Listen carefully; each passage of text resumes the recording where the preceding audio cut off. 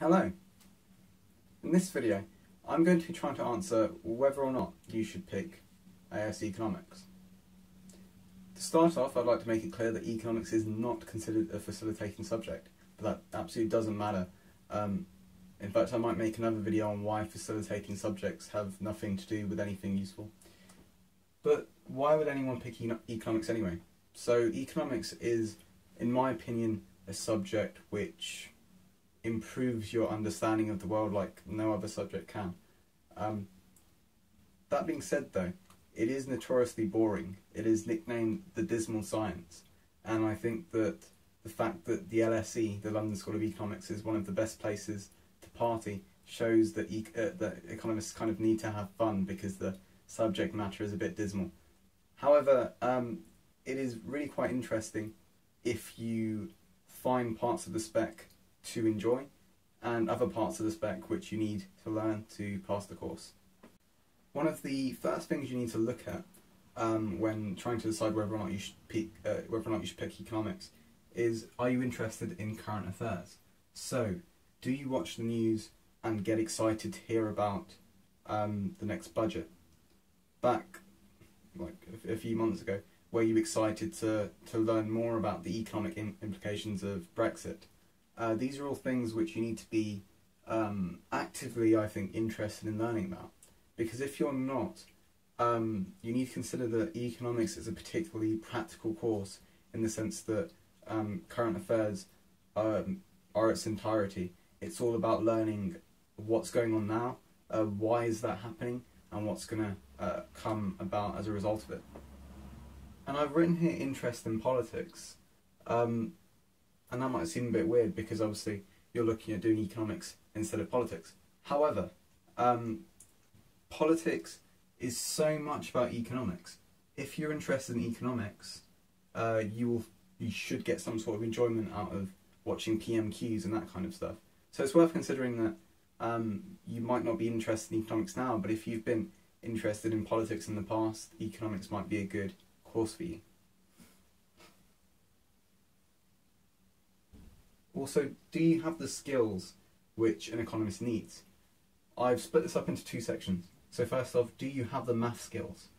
I would personally say that the maths at Economics AS is to about a C grade or a B grade at GCSE. Almost entirely we look at percentage change, and there's not really that much maths. I don't think maths should be that much of a hindrance, but in the exam, if you take ages to do your maths, you're going to end up with less time to do the essay stuff. And that moves on quite nicely to our essay stuff. Economics is all about arguing both sides.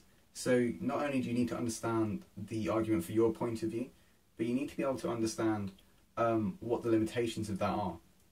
The entirety of politics is also about evaluating policies, particularly in Unit 2, so macroeconomics. However, even in microeconomics, you're looking at things which either benefit or hinder firms. And so with every policy, there's going to be stuff that holds it back, some sort of limitations. And these might be things like I don't know, time frames, opportunity costs. And by opportunity costs, I mean that, like, in simple terms, the stuff that you leave behind instead of doing what you're actually going to do. So it's all about trying to understand the pros and cons of different policies and what might come about as a result of them. There's also in economics an incredible amount of memorization. If you have a photographic memory, you will be so good at economics because it's kind of similar to the sciences in the sense that you can't just understand something. You need to know very specific key words to explain it. I've met so many students. I've like been in classes with so many students who understand everything in economics perfectly, but when they explain it, they don't use their key words, and that, as a result, they don't do very well. You need to just be able to memorise the way that they want you to say things and say it in that way. I'm not saying that this is the way it should be, but that's the way it is, so that should influence your decision.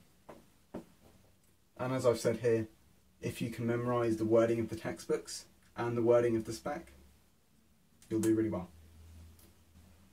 The final point I've left here is the point of interest, and this is one I think which is really important to address.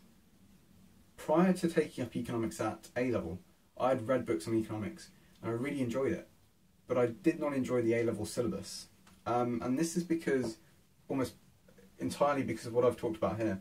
It's not just about like learning the stuff, it's about regurgitating it in such a way that the examiner can give you marks.